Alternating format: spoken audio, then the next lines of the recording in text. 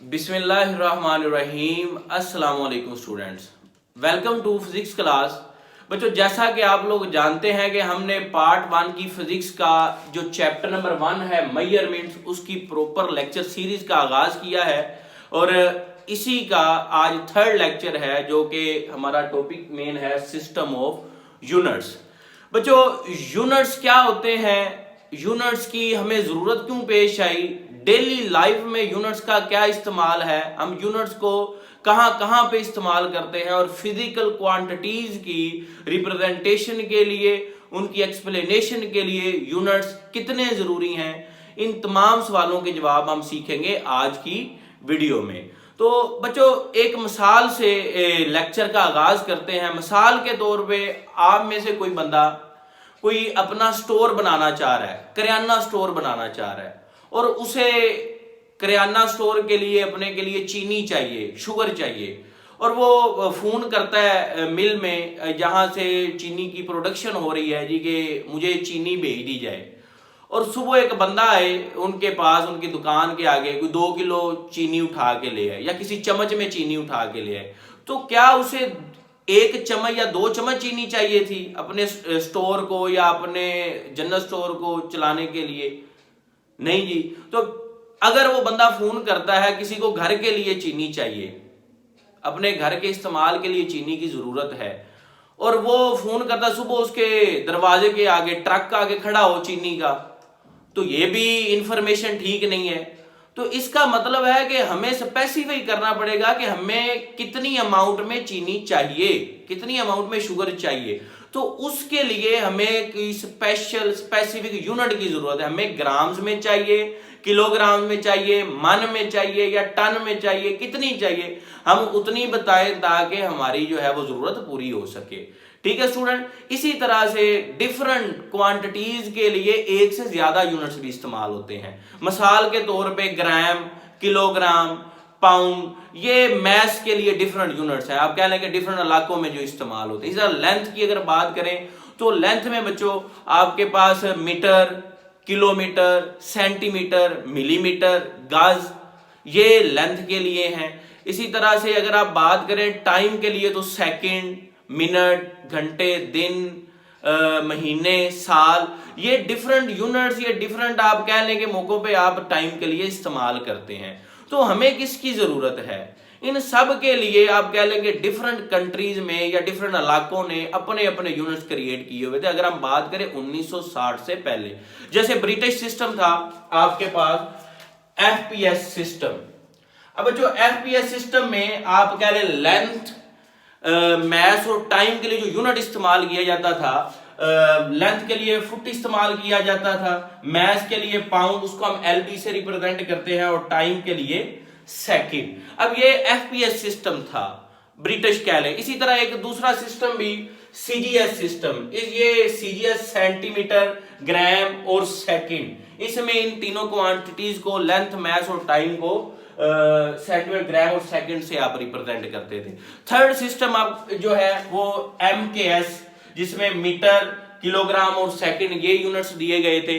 अब ये quantity same है, लेंथ, मैस और टाइम, लेकिन इनके लिए डिफरेंट यूनिट इस्तेमाल किए जा रहे हैं। अब मिसाल के तौर पे कोई ब्रिटिश कोई बंदा वहां से पाकिस्तान में आ गया है, उसे कोई चीज चाहिए, नमक चाहिए, वो आगे इधर के दुकानदार को कहता है भाईजान कि मुझे आप 2 पाउंड नमक दे दें या चीनी दे दें, तो इधर वाला दुकानदार उसे कैसे मेजर करके देगा? परेशानी है, वो उसे हो सकता है समझ ही ना लगे। या यहाँ का बंदा उधर जाके जिधर पाउंड इस्तेमाल होते हैं, कहे जी कि मुझे 2 किलो दे दो जी, चीनी दे दो, तो प्रॉब्लम है।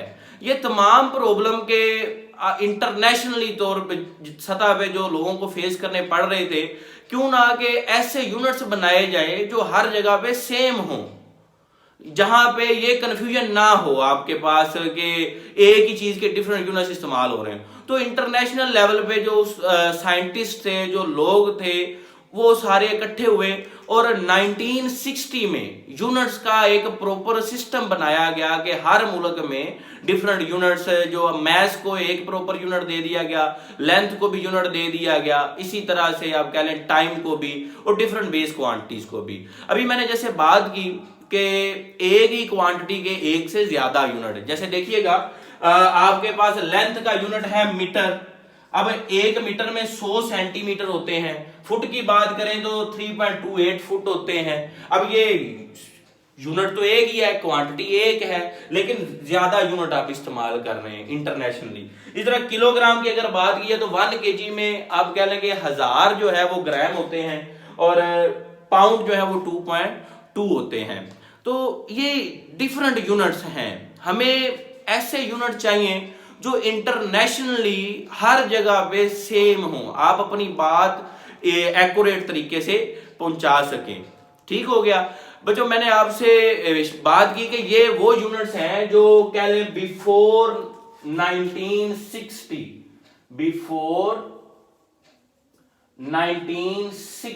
1960 से पहले कंफ्यूजन थी। और फिर 1960 में एक पेरिस में एक जनरल कॉन्फ्रेंस हुई, उसमें जो आप कह लें कि यूनिट्स को डिफरेंट कैटेगरीज में डिवाइड किया गया।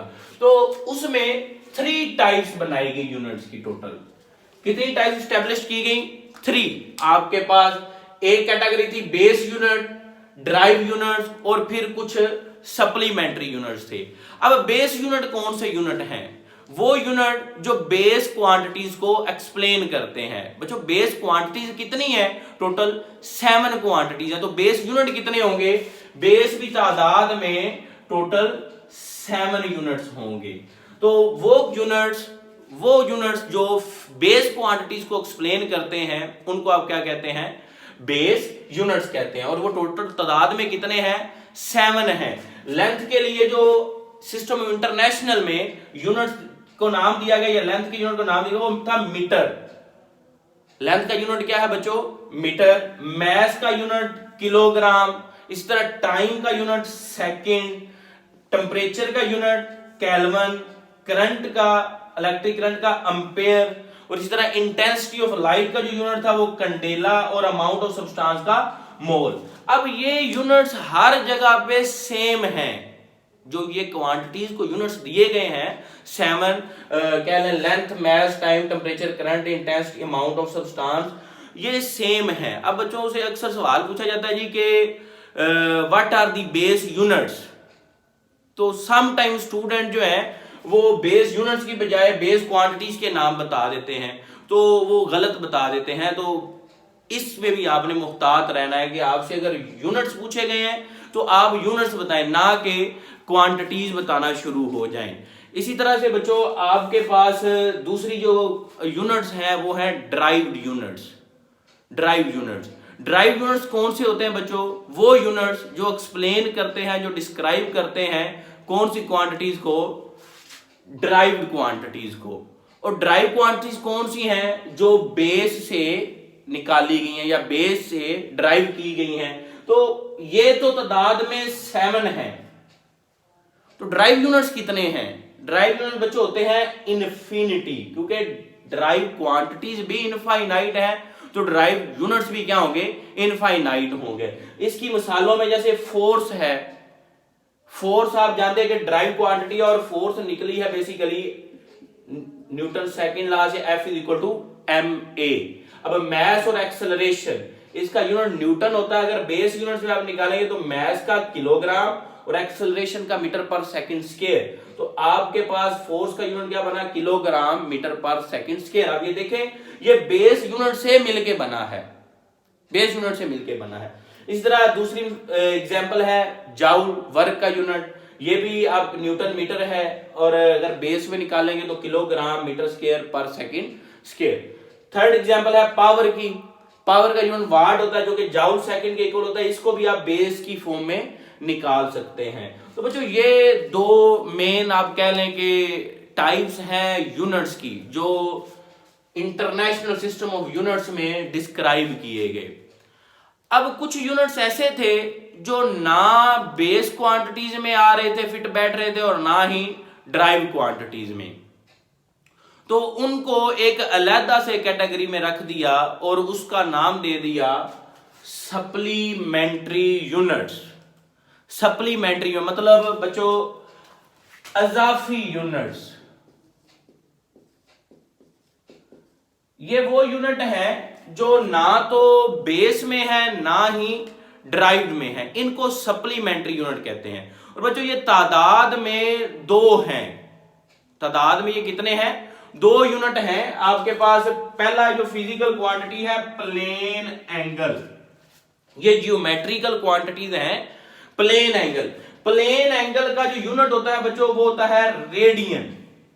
प्लेन एंगल का यूनिट क्या होता है, रेडियन। और इसका सैंपल हम ये RAD लिखते हैं रेडियन को रिप्रेजेंट करने के लिए। और दूसरी जो फिजिकल ज्योमेट्रिकल क्वांटिटी है वो है सॉलिड एंगल, 3 डायमेंशनल होता है।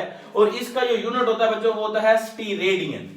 वो क्या होता है, स्टीरेडियन। रेडियन और स्टीरेडियन को नेक्स्ट लेक्चर में हम देखेंगे कि इनकी डिफाइंस क्या है, और इंशाल्लाह आपको बहुत इंतहाई आसान डेफिनेशन करवाई जाएंगी और बड़े अच्छे तरीके से समझाया जाएगा और आपको कभी नहीं भूलेगा। बच्चों आज के लेक्चर में हमने सीखा क्या, एक बार थोड़ी सी रिवाइज कर लें। आज के लेक्चर में हमने देखा सिस्टम ऑफ यूनिट्स को हमने अंडरस्टैंड किया कि जो यूनिट्स के सिस्टम डिफरेंट कंट्रीज में चल रहे थे वो 3 पहले मेन सिस्टम थे, FPS सिस्टम, CGS और MKS सिस्टम। ओके, ये बच्चों वो सिस्टम थे जो कह लें कि डिफरेंट एरियाज में यूज हो रहे थे। फिर हमने एक इंटरनेशनल सिस्टम बनाया, उसके बुनियाद पे हमने यूनिट्स को टोटल कितनी कैटेगरीज में डिवाइड किया, 3 में। पहली कौन सी थी, base units, then derived units, और देन फिर क्या है, सप्लीमेंट्री यूनिट। बेस यूनिट्स की तादाद 7 होती है और ये बेस क्वांटिटीज के ही यूनिट्स हैं। ड्राइव क्वांटिटीज के यूनिट्स जो हैं वो इनफाइनाइट होते हैं, और आप ऐसे कह लें कि बेशबहा बहुत सारे यूनिट्स। और सप्लीमेंट्री यूनिट तादाद में 2 होते हैं, रेडियन और स्टीरेडियन। उनको हम इंशाल्लाह नेक्स्ट लेक्चर में डिटेल से स्टडी करेंगे। नेक्स्ट वीडियो तक के लिए अल्लाह हाफिज बच्चों।